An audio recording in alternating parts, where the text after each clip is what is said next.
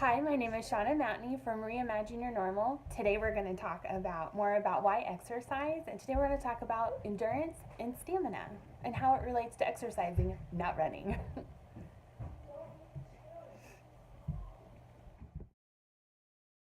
Okay, so if you're like most people and like me, when I think endurance and stamina, I think running. And when I was doing my research for this video, I always do research to get my facts straight. All I could find was running stuff, which was crazy. But it really does apply to your daily workouts and when you're working on strength training and cardio and all that stuff. Endurance and stamina really are super important. If you're a beginner, if you're just beginning your workouts, just beginning a workout regimen, and this is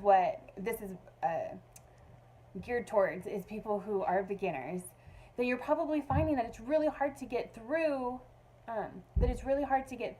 Like the warm up, and it's hard to keep up with the people on the video, or it's really hard to if you have like a list of stuff that you're doing, like push-ups and squats and stuff, you find that it takes you forever to do it.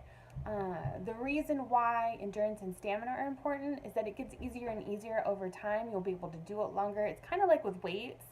Like when you first start, your body weight is what is building the muscle and tiring you out. But as you get stronger and you build more strength and you build more muscle, then you're able to lift more and more. It's kind of the same thing with cardio. You may only be able to get through 5 minutes of your run or something. If you're warming up on like the treadmill, maybe after 5 minutes of walking, you're totally winded and totally exhausted. You want to build up your endurance and stamina. I don't think this is like brand new information for any of us, but what I do want to talk about is when it comes to our workouts. So let's say you have a 30-minute workout, you have 5 minutes of warm up, 20 minutes of the actual exercise, and then 5 minutes of cool down. I've seen a lot of people will do like the 5 minutes of the warm up. The warm up totally wrecks them. They are exhausted, they are tired, and then they're done. And then the next day they'll try and get a little bit further. That is not how you build endurance and stamina, and that is important. That will get you to your goals faster. Yes, you can do it the other way where you are going 5 minutes at a time and building up, but you won't get to your goal as quickly as if you're trying to build by the endurance and the stamina. So what you want to do instead is get through the 5 minutes. Don't go hardcore. Don't go all in. If you need to kind of just stand there for some of them, like if you can't do the jumping jacks in the warm up, then kind of walk out the jumping jacks. Okay, so like for jumping jacks, if you can't do the full on jumping jack, if that's too much, which for me when I first started working out, that was way too much.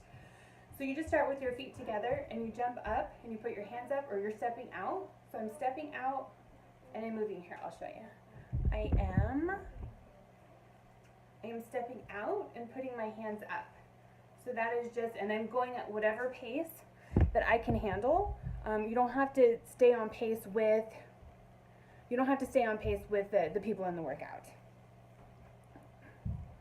And also, if at any point you can't do whatever the workout is that's happening, then just like kind of jog in place or like step in place. You can even just stand back here, and if they're doing say they're doing some weird like knees up jumping kind of thing, then just kind of stand in and move your arms if that's all you can do. Like it doesn't need to be on par with what they're doing. It doesn't have to be on pace with what they're doing. Just do what you can and go. So just do what you can in the workout, in the warm up to get so that you can last the entire thing.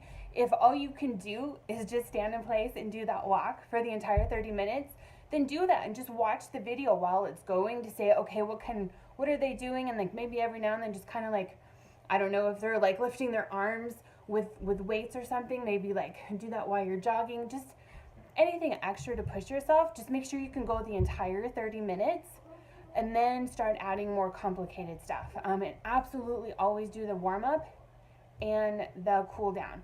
They're so important to help you so that you don't get hurt. So tomorrow's video is going to be on balance and flexibility. And this is something that is so near and dear to my heart because I have never in my entire life been a flexible person. None of my family is flexible. I've always been jealous of the people that like when they stretch or whatever, they can touch their toes. Like I've never been able to do that.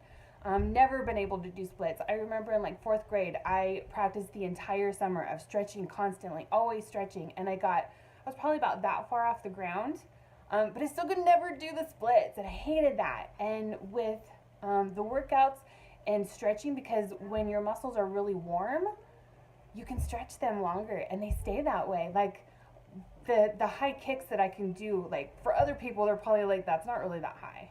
But for me, it is insanely high because like I had no flexibility before. So that is what tomorrow's video is about. So if you are enjoying these videos, I encourage you to subscribe. Please like or comment. And until next time, thank you.